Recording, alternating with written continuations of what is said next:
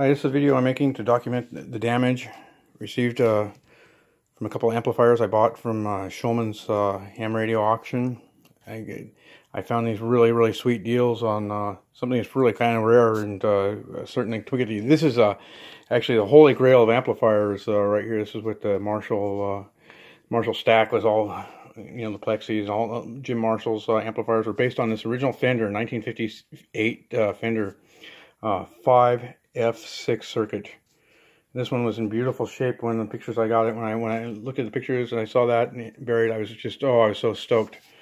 And now I'm not so stoked. I'm really kind of angry. And look at the thing's all bent. The whole frame is just bends, wobbles. And you can see, I don't know if you can tell the transformer, you know, the audio output transformer, the huge audio output transformer is bent. As is this Allen organ amp, which is highly coveted by audiophiles for their transformers. These are sealed potted transformers. Look at how this thing was received. This thing's very heavy too, and it's all just loose in the box. Look at that, the potted is broken right off there. That thing is broken. The wires are ripped out of the bottom of the potting compound down in there. It's all dented.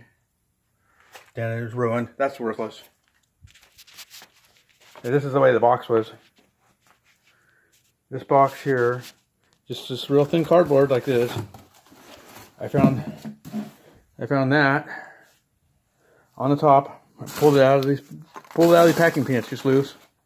And then that Allen amplifier was down on the bottom, and it was holding on the bottom of the box. The bottom of the box looked like this. Well, we can blame probably this is the bottom of the box all torn up. I mean, now I just dumped peanuts all over my floor. Apparently, I said they weren't double boxed. I still know they weren't double boxed. They were loose in this box here. They were loose.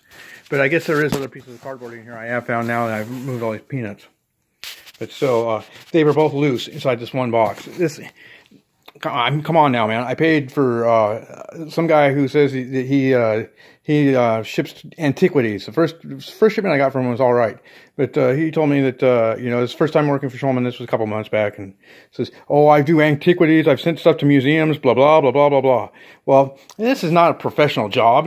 Fuck, a kindergartner could do a better job than this. Oh, Dave, man, I am so pissed off, man.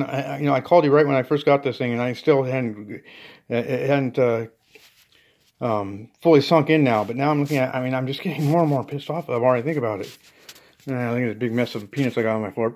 The peanuts are stuffed into the electronics. They're stuck. I mean, I'm going to peel them out from these things. But, yeah, this is just, for a professional job, I spent $150 for shipping. And for $150, you'd think that they would buy some boxes to put this stuff into. A professional shipping company, and they don't tag something where you just tape shit all together to make one box. Come on. And this thing here, you put an 85-pound or whatever the hell it is piece of equipment in with another 25-pound piece of equipment in a box loose full of peanuts. What do you think's going to happen? This thing gets tossed around. Look at the bottom of this box. I don't know, man. You can't see it, and make a big mess here, man. That's the way the box was shipped to me. You see, see that was ripped out of the corner, and that's the other thing too. UPS, I'm pissed off at them too, because you know they did a chicken shit job. I was supposed to get this thing yesterday. It showed that it was out for delivery yesterday. It didn't come yesterday. It came today, and it came at the very end of the day. It's been on a truck for 2 days because, and then when the delivery guy came, he didn't even knock on my door. He just said it, and he like ding dong ditched me, man. He didn't even ding dong though. He said it on the porch, and then he ran. He said it with the heavy side down, with that amplifier in the bottom of it, with all the damage on the bottom of the box. He took it and he ran. He split real quick.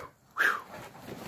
You know, so they're a little bit to blame too. But I mean, come on, man! You're gonna ship something like heavy like that. You don't put them both on one box like that. Well, I mean, you individually pack them, and you can pack them in a box or a crate or whatever.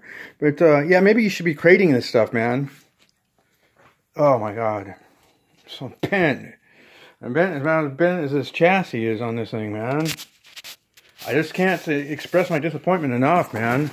I really can't. That's the bottom of that box. That's how it shipped. You look at it, see, this shit was blowing out from the inside out. Blowing from the inside out. So that tells you this shit was just bouncing around in there. How do you take an 85, you put an 85-pound, how about I stick the severed head of the fucker who fucking packed this shit in this box and ship him off away, you know? Fat head. in a single box full of peanuts and see how much it bounces around.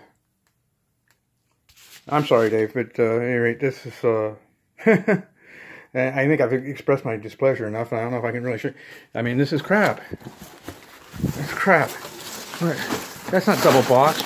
It's cardboard. It's folded up into a bunch of pieces to make one box.